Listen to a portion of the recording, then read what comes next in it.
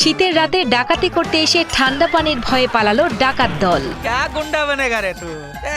মাদারীপুরে এক প্রবাসীর বাড়িতে ডাকাতি করতে গিয়ে ভয় পেয়ে ডাকাত দলের পালানোর ভিডিও সামাজিক যোগাযোগ মাধ্যমে ভাইরাল হলে নেটিজেনরা এভাবেই তাদের মতো করে মন্তব্য করতে থাকেন। তবে সবার মনে প্রশ্ন, প্রবাসীর বাড়িতে ডাকাতি করতে এসে ঠিক কেন আর কিসের ভয়ে পালিয়েছিল ডাকাত দল? যেই অত্যাচার করছে, আমরা সবাই আতঙ্ক। আমরা তো এখন কি করি, আমাদের দিশাহারা হয়ে গেছি।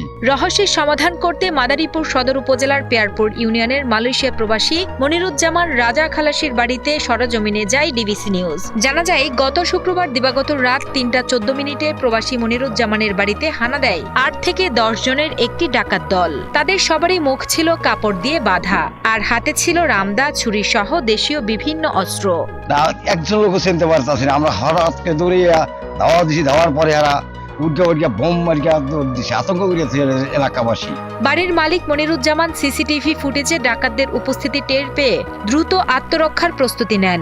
ডাকাতরা যখন ঘরে ঢোকার চেষ্টা করছিল, তখন তিনি নিজের জীবনের ঝুঁকি উপেক্ষা করে ঘরে থাকা দা নিয়ে লুকিয়ে থাকেন দরজার আড়ালে। ডাকাতেরা ঘরে প্রবেশ করতেই দা নিয়ে তিনি ঝাঁপিয়ে পড়েন ডাকাতদের উপর। পরপর 2 ডাকাতকে দা দিয়ে আঘাত করলে অন্যরাও আতঙ্কিত হয়ে পড়ে। তৃতীয়বার আঘাত করার আগেই ডাকাতরা প্রাণ ভয়ে ডাকাতি ছেড়ে দৌড়ে পালায়। পালানোর সময় তারা বাড়ির গেটের সামনে একটি বোমার বিস্ফোরণও ঘটায়। তাড়াহুড়ো করে পালিয়ে যাবার সময় ডাকাত দলের কোনো এক সদস্য এক পাটি জুতো ফেলে যায়। আমি একটা ছুরি নিয়ে বের হই। তো ছুরি নিয়ে বের হয়ে আমার রুম থেকে বের হওয়ার সাথে সাথে দেখলাম যে এরা দরজা ভাঙা অলরেডি 4-5 জন ঢুকে গেছে। তো ঢোকার পরে আমার মনে একটাই আসছে, জাস্ট ডু অর ডাই। এখানে তো যদি আমি আক্রমণ না করি তাহলে আমাকে মরতে হবে। তা আমি নিজেকে আত্মরক্ষার জন্য আমি আক্রমণ করি এবং তারাও আমাকে পাল্টা আক্রমণ করে। আলহামদুলিল্লাহ আমার গায়ে লাগে নাই। আর এরা পালিয়ে যাওয়ার সময় এরা বোমা বিস্ফোরণ করে আমার এই গেটের ওইখানে। প্রবাসী মনিরুজ্জামানের এই অসীম সাহসিকতার ঘটনায় এলাকায় বেশ চাঞ্চল্যের সৃষ্টি হয়েছে।